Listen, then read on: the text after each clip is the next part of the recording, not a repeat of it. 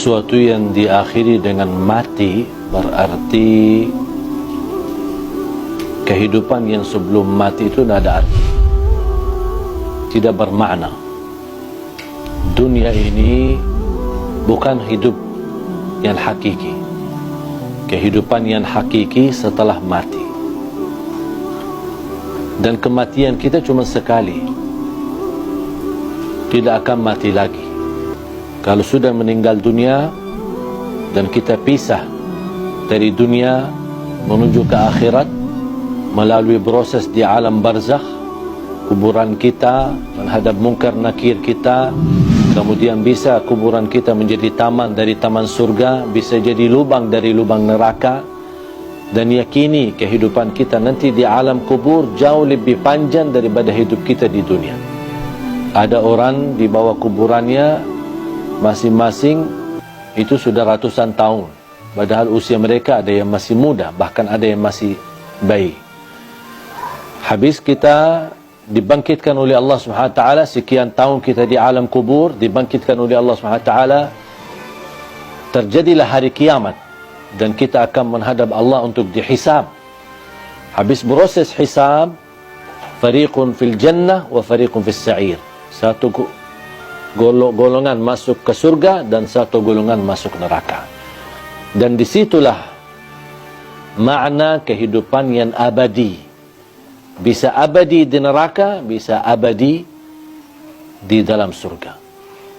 Kita sebagai orang beriman sudah dijaminkan kita tidak akan dikekalkan. Bagi orang yang berdosa dan bermaksiat tidak akan dikekalkan di neraka Jahannam selama dia membawa kalimat la ilaha illallah. Man qala la ilaha illallah khalisan min qalbi harramahu Allahu 'alan nar.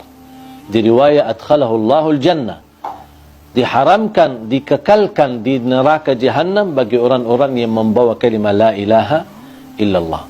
Artinya kalau kita orang-orang yang suka mengucapkan kalimat itu tapi tidak mengamalkan isinya, tidak membatuhi aturannya, bisa jadi gara-gara dosa maksiat, kelalaian kita bisa menantarkan kita ke neraka. Tetapi salah satu jaminan tidak akan kekal di neraka Jahannam adalah la ilaha illallah. Dan mohon maaf, siapa yang mau sebelum ke surga mampir ke neraka dulu? Kira-kira siapa yang berkenan? Kalau memang kita tidak mau mampir ke neraka dulu, jangan anda mengucapkan kalimat la ilaha illallah saja, tapi anda menjadi hamba yang batuhi dan taati. Jadikan hidup di dunia ini adalah surga kita di dunia dengan kalimat la ilaha illallah. Itulah dengan kalimat la ilaha illallah, dengan kita mempunyai syarat-syaratnya, mengamalkan isinya, membatuhi dan mengikuti aturannya, kita akan diselamatkan oleh Allah Subhanahu wa taala dan akan kita bahagia dalam kehidupan kita di dunia yang sementara dan juga akan bahagia selama-lamanya nanti di akhirat. Jangan sampai dunia ini yang hidupnya sementara melalaikan daripada kehidupan yang abadi. Banyak orang masih memilih kehidupan enak, tapi nanti di akhirat sengsara. Jadikan hidupan di dunia ini, walaupun anda hadapi susah, tantangan, tak apa-apa, semua bakal berlalu. Dan segala sesuatu di dunia ini, biarpun yang paling enak kita dapat. Anggaplah kita kaya, orang yang paling kaya raya. Tapi ujungnya mati, buat apa kekayaan itu? Buat apa kemewahan itu? Buat apa keindahan itu? Kalau saya akan nanti tinggalkan, akan menuju kepada kehidupan yang abadi.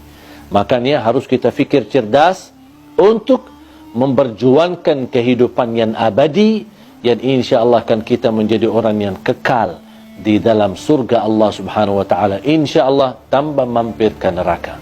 Amin ya rabbal alamin.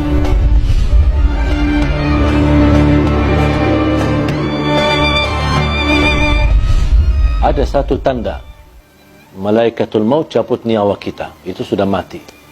Itu tandanya. Kenapa Allah Subhanahu wa taala sembunyikan kematian dan proses kematian itu? Bisa ada orang mati mendadak. Bisa ada orang mati karena kecelakaan. Bisa ada orang mati karena apapun terjadi Bahkan bisa ada orang karena sehat, tak ada apa-apanya, justru dia merawat orang tuanya, pulang pergi ke rumah sakit, malah justru anaknya yang mati duluan. Tidak ada yang bisa memastikan dan membuktikan ada tanda-tanda sebelum kematian. Tidak ada tanda melalui mimpi, tidak ada tanda dalam tubuh kita, atau akan terjadi di waktu asar atau di waktu yang lain, tidak ada tanda sama sekali. Yang diberikan tanda kedekatan kematian adalah orang-orang yang tua, yang sudah tumbuh, rambutnya putih, sudah terlihat dari segi fisiknya lemah, dan banyak semakin tua usianya berarti sudah tanda mendekati kematian. Allah Subhanahu wa taala berfirman, kiamat aja dekat, wa narahu qariba. Kiamat aja yang kita merasa begitu jauh, masih lama prosesnya dan masih panjang kehidupannya menuju hari kiamat, Allah masih sebutkan hari kiamat itu sangat dekat. Dan menurut saya, tidak perlu kita fikirkan kapan kita mati atau apa tanda-tanda. Tetapi yang perlu kita fikirkan, mempersiapkan diri menghadapi kematian. Apa yang semestinya saya lakukan untuk menghadapi kematian, untuk menuju husnul khatimah. Itu yang perlu kita fikirkan. Amalan yang baik, bertakwa, jadi orang yang berguna bagi orang lain, jangan menyakiti orang lain, jangan menzalimi orang lain, dan terus menjadi orang-orang yang selalu berbuat baik untuk dirinya dan juga untuk orang yang ada di sekitarnya. Jaga salatnya, jaga Qur'annya, jaga akhlaknya, dimanapun anda berada, itu semua menjadi tanda-tanda anda benar-benar mempersiapkan diri untuk menghadapi kematian. Kematian itu pasti kita akan ketemu. Tak ada orang yang bisa terhalang dari kematian. Kalau ada yang berhak dan boleh terhalang dari kematian, itu Nabi Muhammad sallallahu alaihi wasallam. Nabi Muhammad aja sudah mati, sudah meninggal dunia. Walaupun di alam barzakh Nabi Muhammad SAW memiliki kehidupan khusus, bisa mendengar salawat kita, bisa menjawab salam kita, tapi kita tidak tahu bagaimana nasib kita. Yang menentukan nasib kita nanti di alam kubur adalah kita. Apapun yang kita isi dalam kehidupan kita, itu yang akan menjadi hasilnya, kita akan ambil panennya nanti di alam kubur dan di akhirat. فَمَنْ يَعْمَلْ مِثْقَالَ ذَرَّةٍ خَيْرًا يَرَهُ وَمَنْ يَعْمَلْ مِثْقَالَ ذَرَّةٍ شَرًّا يَرَهُ.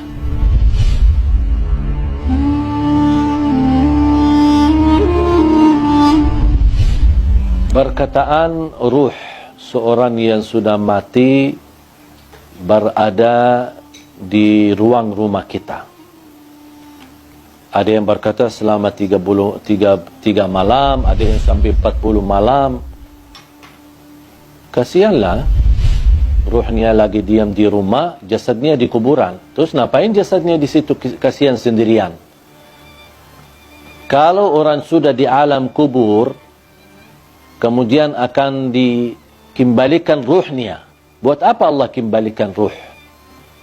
Supaya proses langkah awal hisab. Tapi hisab yang masih istilahnya ringan, menghadap mungkar nakir. Ada beberapa pertanyaan yang perlu kita jawab saat menghadapi mungkar nakir.